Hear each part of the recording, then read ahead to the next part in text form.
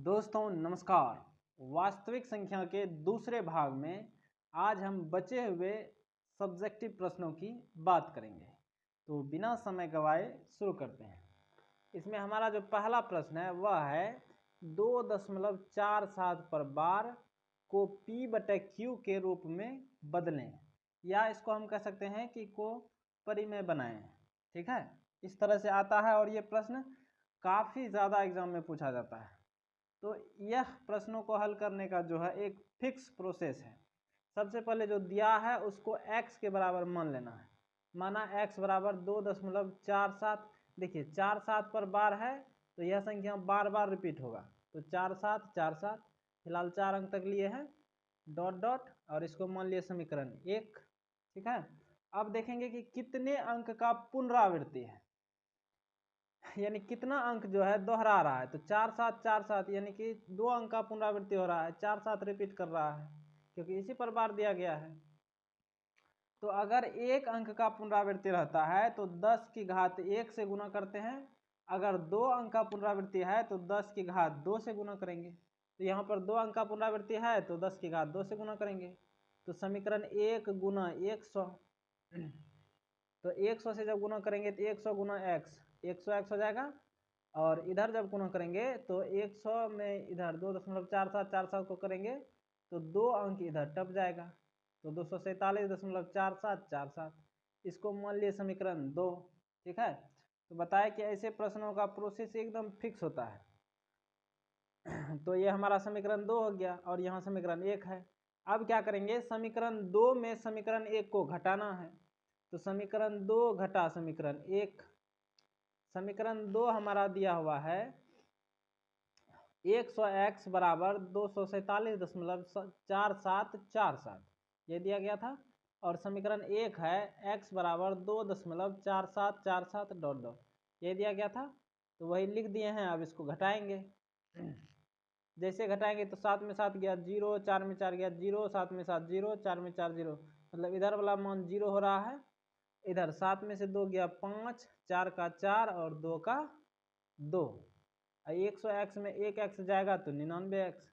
यहाँ पर ये 99 जो है गुना में है। अगर ये गुना में है, इसको बराबर के ऊपर टपाएंगे तो हो जाएगा किसमें, भाग में। तो यही हमारा उत्तर x बराबर 245/99, या इसको कटा भी सकते हैं। तो यह हमारा उत्तर चले आया। ठीक है, अब देखते हैं हम अपना अगला प्रश्न। प्रश्न संख्या दूसरा कहता है कि सिद्ध कीजिए कि √5 एक अपरिमेय संख्या है। यह सिद्ध करना है, √5 एक अपरिमेय संख्या है। तो सबसे पहले मान लेंगे, जो अगर अपरिमेय बोला है तो इसका विपरीत मानना है, परिमेय मान लेंगे। तो माना कि √5 एक परिमेय संख्या है। ठीक है, माना कि √5 एक परिमेय संख्या है। अगर यह परिमेय संख्या है तो परिमेय संख्या का परिभाषा कहता है कि जिसे P/Q के रूप में लिख सकते हैं या अंश बटे हर के रूप में लिख सकते हैं, वही परिमेय होता है जहां पर P और Q जो होगा सह अभाज्य पूर्णांक होगा। क्या होगा, सह अभाज्य पूर्णांक।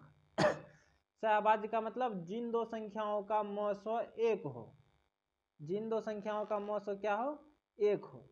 यानी अगर P का और Q का मौसो निकालेंगे तो एक होना चाहिए, यानी दोनों में उभयनिष्ठ गुणनखंड क्या होगा, एक। तो वही चीज यहां पर लिखे हैं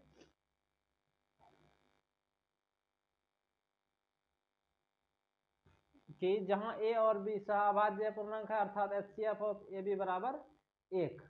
इसको मान लिए समीकरण 1। अब क्या करेंगे, समीकरण 1 का कर देंगे वर्ग। तो समीकरण 1 का वर्ग करने पर समीकरण 1 हमारा वही है √5 बराबर a/b। तो √5 का वर्ग 5 हो जाएगा, a का वर्ग a² और b का वर्ग b²।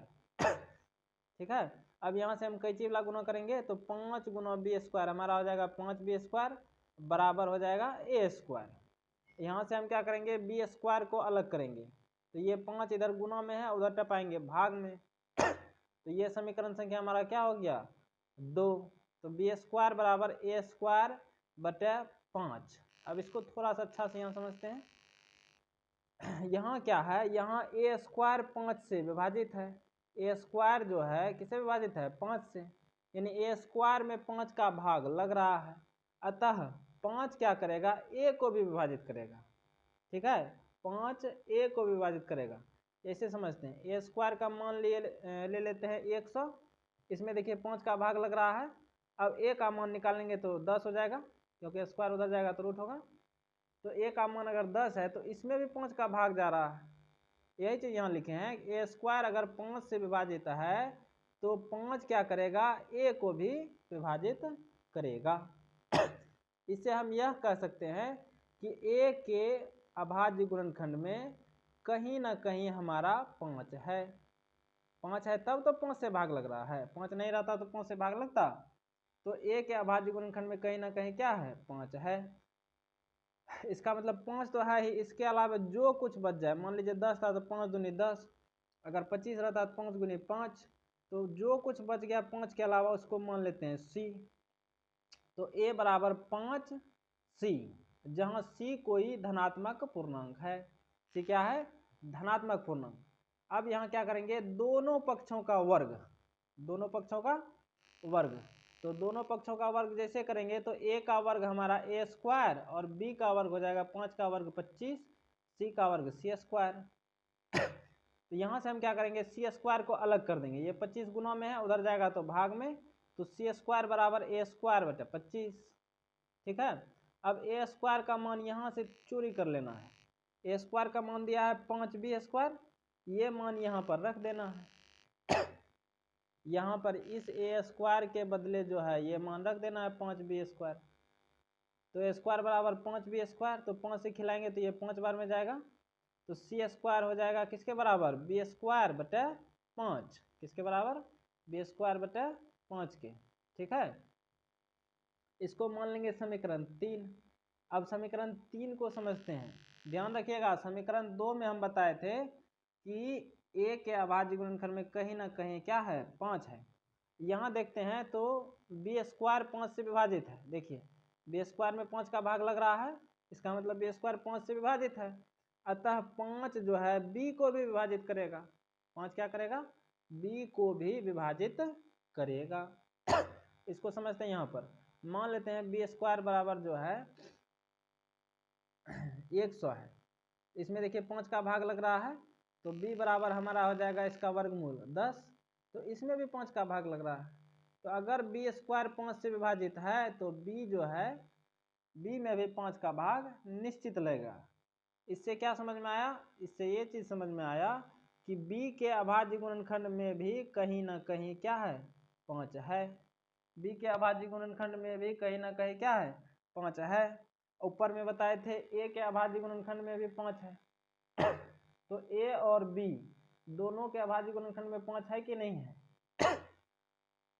अगर दोनों में 5 कॉमन है तो इसका HCF हमारा 5 होना चाहिए, होना चाहिए कि नहीं होना चाहिए। तो इसका HCF हमारा 5 होना चाहिए, क्योंकि HCF कहता है जो दोनों में कॉमन हो। लेकिन हम शुरू में जो माने थे HCF ऑफ AB बराबर 1 माने थे, तो ये तो फेरा लगप हो गया। तो ऐसा फेरा हमको इसीलिए लगा क्योंकि हम गलत परिकल्पना कर लिए थे। इसको थोड़ा सा यहाँ पर भाषा में लिखे हैं। समीकरण 2 व समीकरण 3 से स्पष्ट है कि ए व बी का उभयनिष्ठ गुणनखंड 5 है ना, ए में भी 5 था बी में भी 5 था, लेकिन हमने HCF ऑफ ए बी बराबर क्या माना था 1 माना था, ये तो फेरा लगप हो गया। तो ऐसा हमारी गलत परिकल्पना की √5 एक परिमेय संख्या है, इसी के कारण हुआ। ये बहुत बड़ा गलती किए कि √5 को परिमेय संख्या मान लिए, अतः √5 एक अपरिमेय संख्या है।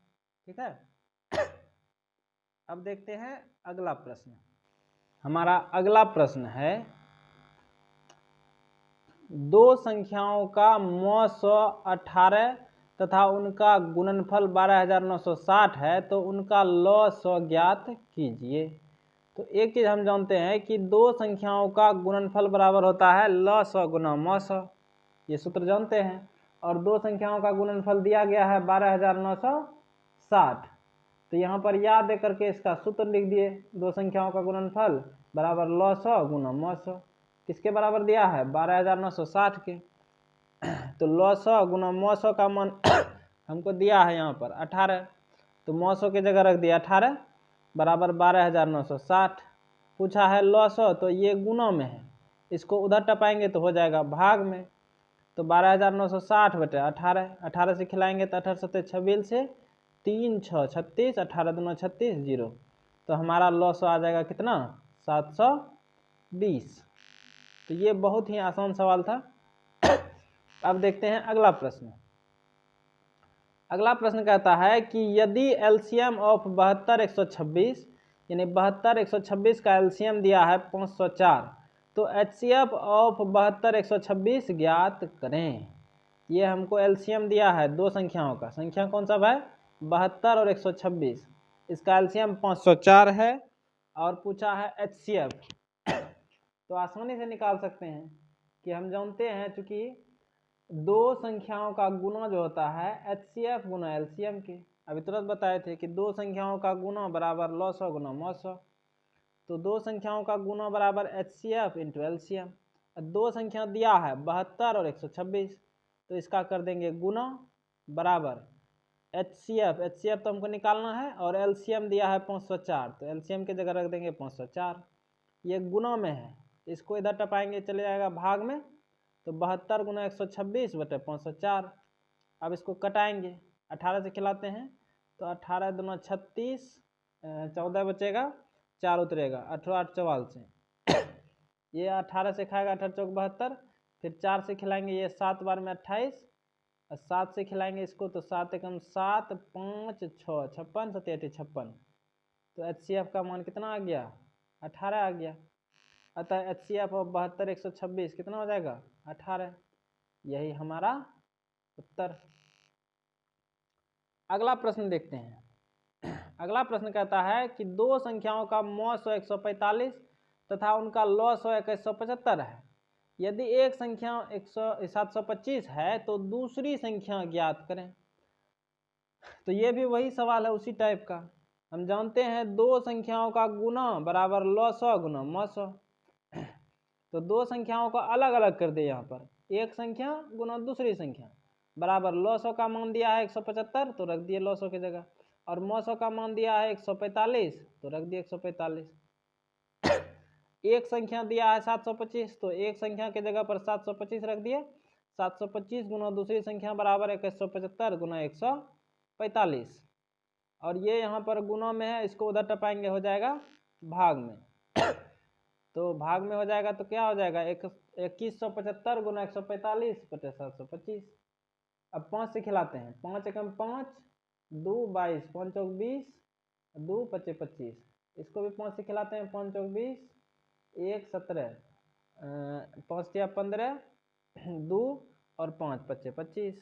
ये 145 से 145 एक बार में चले जाएगा, तो 435 गुना 1 क्या हो जाएगा 435। तो दूसरी संख्या का मान चले आया 435। यही हमारा उत्तर। ये सब बहुत आसान है, यहाँ पर प्रैक्टिस क्वेश्चन भी दिए हैं एक ठो, कर लीजिएगा ध्यान से। हमारा अगला प्रश्न है कि जांच कीजिए कि क्या किसी प्राकृत संख्या n के लिए 6 की घात n अंक 0 पर समाप्त हो सकती है। तो ये हमको जांच करना है। तो एक चीज जानते हैं कि जो संख्याएं अंक 0 पर समाप्त होती है वे सभी 5 से विभाज्य है। कोई भी संख्या ले लीजिए, मान लेते हैं 10, ये अंक 0 पर समाप्त होता है, तो इसमें कहीं ना कहीं 5 का भाग लग रहा है नहीं, तो सब में 5 का भाग लग रहा है, इसका मतलब इसके अभाज्य गुणनखंड में 5 आ रहा है तब तो भाग लग रहा है। तो जो संख्या अंक 0 पर समाप्त होता है, चाहे 100 लेते हैं तो 20 5 100, तो उसके भी गुणनखंड में 5 आ रहा है, तो उसके गुणनखंड में कहीं ना कहीं 5 आना चाहिए। तो 6 की घात n का जब हम गुणनखंड करेंगे तो वो आएगा 2 की घात n गुना 3 की घात n। तो यहाँ पर देखिए कहीं पर 5 आया नहीं आया, तो लिखे हैं यहाँ 6 की घात n के अभाज्य गुणनखंड में 5 नहीं है।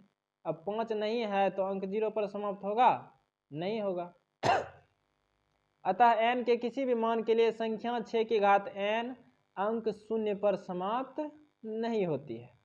आसान सवाल था कि जो संख्या अंक 0 पर समाप्त होता है उसके अभाज्य गुणनखंड में कहीं ना कहीं 5 दिखाई देगा, लेकिन यहाँ तो नहीं दिखाई दिया, नहीं दिया तो 0 पर समाप्त नहीं होगा। अगला प्रश्न, क्या किसी प्राकृत संख्या n के लिए 4 की घात n का मान अंक 0 पर समाप्त हो सकता है? तो ये भी उसी टाइप का सवाल है। तो फिर वही बात, जो संख्या अंक 0 पर समाप्त होगा वे सभी 5 से विभाज्य है। 5 से विभाज्य का मतलब उसके अभाज्य गुणनखंड में कहीं ना कहीं 5 है। अब 4 की घात n का अगर हम अभाज्य गुणनखंड करेंगे तो ये हो गया 2 की घात n गुना 2 की घात n। तो यहाँ पर 4 की घात n के अभाज्य गुणनखंड में 5 है? नहीं है। अगर 5 नहीं है तो n के किसी भी मान के लिए संख्या 4 की घात n अंक 0 पर समाप्त नहीं होगी। ठीक है, अब देखते हैं अगला प्रश्न। अगला प्रश्न कहता है बिना भाग दिए हुए बताएं कि परिमेय संख्या 13/343 का दशमलव प्रसार शांत है या अशांत। ये हमको बिना भाग दिए हुए बताना है। तो इसका बेसिक हम बताए थे कि अगर बिना भाग दिए हुए चेक करना है तो सबसे पहले करेंगे हर का अभाज्य गुणनखंड। हर का क्या करेंगे? अभाज्य गुणनखंड। अगर हर का अभाज्य गुणनखंड 2 की घात m इंटू 5 की घात n का रूप का आया तो वह हो जाएगा शांत। अगर इस रूप का नहीं आया तो वह हो जाएगा अशांत। तो यहाँ पर 13/343 में हर क्या है? 343। अब क्या करेंगे? 343 का अभाज्य गुणनखंड करेंगे।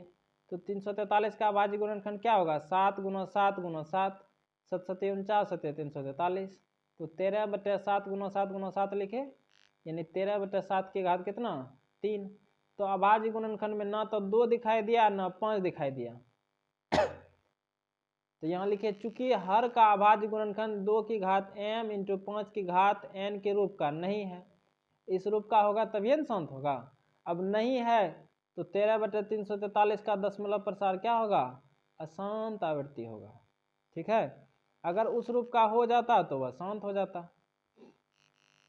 तो इसमें भी यहाँ पर प्रैक्टिस क्वेश्चन है 2/25, 3 पूर्णांक 3/8, 17/8 और 7/80। प्रैक्टिस कर लीजिएगा, हो जाएगा सारा सवाल। अब देखते हैं अगला प्रश्न। अगला प्रश्न कहता है कि अभाज्य गुणनखंड विधि से 96 और 404 का HCF और LCM ज्ञात करें। तो अभाज्य गुणनखंड विधि से बोला है तो 96 और 404 का क्या कर देंगे? अभाज्य गुणनखंड। तो 96 का अभाज्य गुणनखंड क्या हो जाएगा? 2 गुना 2 गुना 2 गुना 2 गुना 2 गुना 3, 2 दूनी 4 दूनी 8 दूनी 16 दूना 32, 32 या 96, यानी 2 कितना है? 3 2 5 तो है तो 2 की घात 5, 3 1 तो है तो 3 की घात 1। अब 404 का अभाज्य गुणनखंड करेंगे तो 2 गुना 2 गुना 101, तो 2 दूनी 4, 4 गुना 101, तो 404 का अभाज्य गुणनखंड हो जाएगा 2 की घात 2 गुना 101।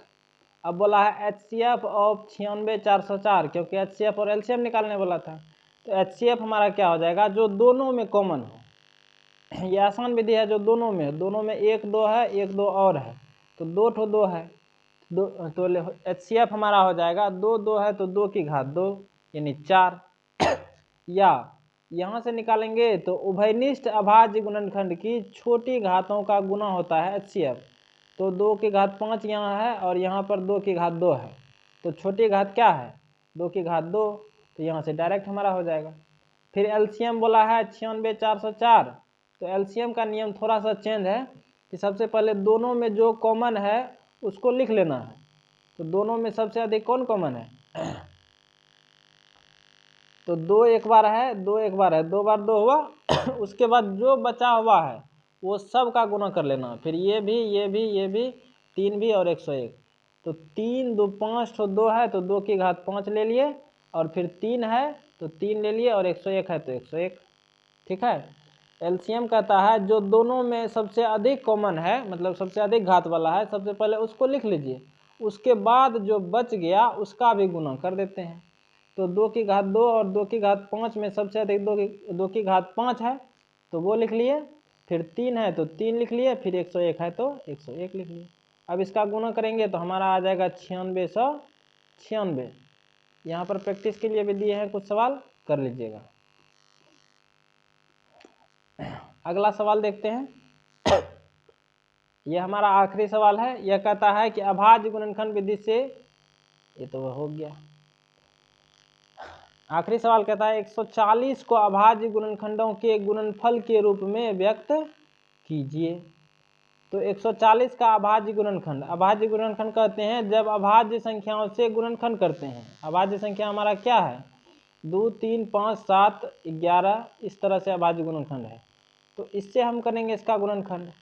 तो 140 को सबसे पहले 2 से खिलाए 70 बार में, फिर 2 से खिलाए 35 बार में, फिर 5 से 7 बार में। तो इसका गुणनखंड हो गया 2 गुना 2 गुना 5 गुना 7। अतः 140 का अभाज्य गुणनखंड हो जाएगा 2 की घात 2, क्योंकि 2 आया है 2 बार, गुना 5 गुना 7। ठीक है, तो यहाँ पर हमारा ये चैप्टर फिनिश होता हुआ। तो उम्मीद करते हैं कि आपको यह सवाल बिल्कुल बेहतर समझ में आया होगा। तो आज के लिए दीजिए मुझे इजाज़त। अपना ख्याल रखें, बड़ों का सम्मान करें। जय हिंद, जय भारत।